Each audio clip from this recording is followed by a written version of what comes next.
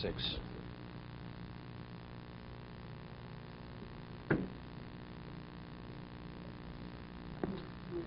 We're speaking about these role models, people who have removed themselves from the material.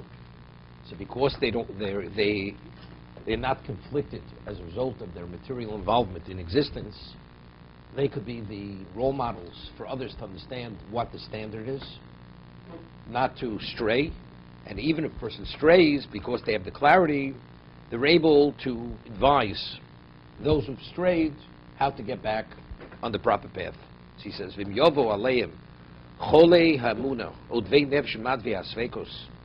If it's come upon people the illness of belief, odvei nev shemat ve'asvekos, people have questions. Yemaru lahalos la'aruch b'amidas chochmosom. They will quickly offer a remedy as a result of the truthfulness of their wisdom, because they have clarity. These people, O boreach me'avodas elokim, person flees from avodas elokim, from service of God. Yeshivui lev yatichu, they'll be able to bring the people back, to give a person a sense of security. O almost bechatov, person feels overweight, overburdened with his sins. Yarvu lo mechilos elokim b'shuva mehem, they will encourage him that God will, they give him a guarantee, God will forgive them as long as they do tshuva. Sometimes a person feels so alienated. A person feels, even if I do tshuva, God will never accept me. So they go and they give them a guarantee. If you do tshuva, guaranteed, God will accept you. And they give them that sense of understanding. If they forget about God, they will come and remind him. O tzaddik yashru, if the person's a tzaddik, they will give him encouragement. O oev elokim yavu, if a person loves God, these special people, they will love that person. O megadel liyacholos elokim yigadlu,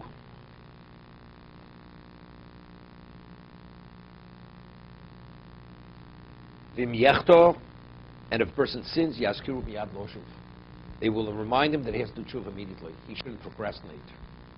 Vim yechler yivakru, and if he becomes ill, they will visit him.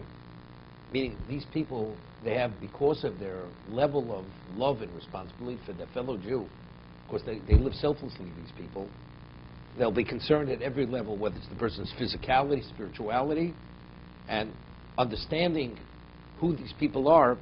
People don't feel they're put upon. I always give an example. You have somebody speaking in shul where they shouldn't speak. They talk. The person comes and says, you shouldn't talk. How does the person usually react? Even if he doesn't say anything. Who do you tell me not to speak? Well, let's say a person in shul who's truly a tzaddik. And he comes over and says, you really shouldn't speak. It's not the right thing. It's not becoming of you. The person feels, he says, he's thankful. The person tells him. Because of the purity of that person, he understands he's not coming to impose himself on him. He's telling for him that he should understand it's not in his best interest to behave this way. So these people, it says, it's not only, they're only concerned about their spirituality. They're concerned about their physicality also. If they're not well physically, they will visit them. There's a story on the book of Moshe he put out for his 25th yard site, Art Scroll. There's a story that it was right before Pesach, and Moshe was walking with somebody, was walking from his yeshiva home, that he remembered that he had to give somebody some money before Pesach. For Pesach, for his Pesach needs. So it was a tenement. There were no elevators in the building. Moshe was already in his upper 60s. So Moshe says, I forgot. Just wait for me. I have to walk up five flights of steps. I have to give this person money for Yom Tif. The person says, what do you have to go up? Give it to me. I'll bring it up. He says, no, I'll bring it up myself. When Moshe came, knocked on his door, and gave him the money, the person felt so privileged. Moshe could have sent it with a messenger. Moshe himself had to walk 5 flights of steps to give him the money for Yom Tif. No. Moshe felt it was important enough that he should give it. The person felt valued. So I'm saying these people are special people. The person's not well, pays a sick visit to that person.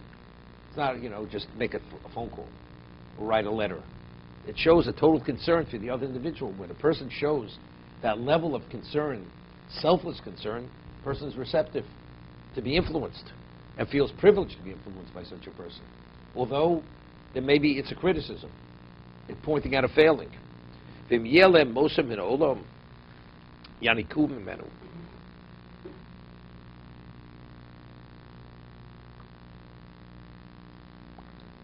V'im yifkeu pega yazru. If a mishap comes upon the person, they will help him. It's like the sun, which spreads its rays, its light, in the spiritual world and in the terrestrial world.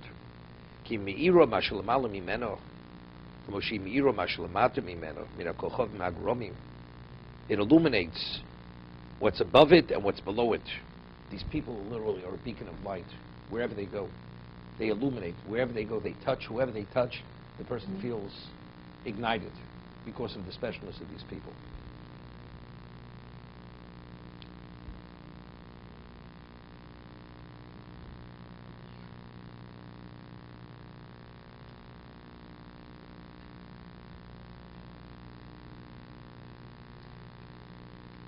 I mentioned the Chazon Ish. The Chazon Ish was very close with the Chovot Chaim. There was a special relation between Reb Chaim Ozer and the Chovot Chaim. Chovot Chaim held that Reb Chaim Ozer had the status of a Nasi. Like the prince of Klal Yisrael, he felt he was that of that status. So even though Chovot Chaim was maybe 20 years older, 25 years older than Reb Chaim Ozer. So Reb Chaim Ozer very often, he wouldn't want the Chovot Chaim to come to Vilna, where Reb Chaim Ozer, he would go to Rabbi. And whenever they would have meetings about needs of Klal Yisrael, they would actually assemble in Radin, so the Chovot Chaim wouldn't have to travel. He was an older person. So Reb Chaim Ozer would come a little bit earlier. The Chovot Chaim immediately would take his coat, and he says, I prepared a bed for you to rest. And it was like Chovot Chaim. So the Chovot Chaim had one. Reb Chaim Ozer shared with the Chovot Chaim's son. He says, you know, your father, Chovot Chaim, was a Kohen. And the Chovot Chaim was so persistent on many things. Reb Chaim Ozer said to the Chovot Chaim's son, he says, your father, his level of persistence is so overwhelming. Sometimes it's just too much for me. It almost became almost like there's no let up. Because what he demanded of himself, that's the way he communicated, not with an ordinary person, with Reb Chaim Ozer.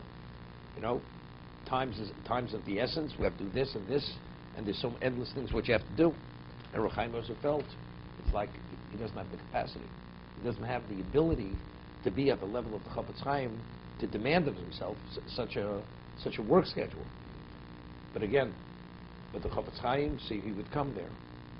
But so when the Chovot Chaim passed away, the Chazon Ish left Europe, went to Israel. He moved to Israel. The Chovot Chaim, he said that as long as the Chovot Chaim is in Europe, Europe is the equivalent of Eretz Yisrael. He doesn't have to go to Israel. But the moment Chovot Chaim is no longer alive, he's leaving. He's going to Israel. That's to what degree he valued what the Chovot Chaim represented, because he's going to say over here in the next paragraph, if you leave it tomorrow, it's like Hashem said to Avraham, if the 10 tzaddikim Sodom, I will not destroy them. In their merit, the community will stay intact. So he says, these people, in their merit, the community will receive bracha, because these people are special people. So it's similar, to be continued.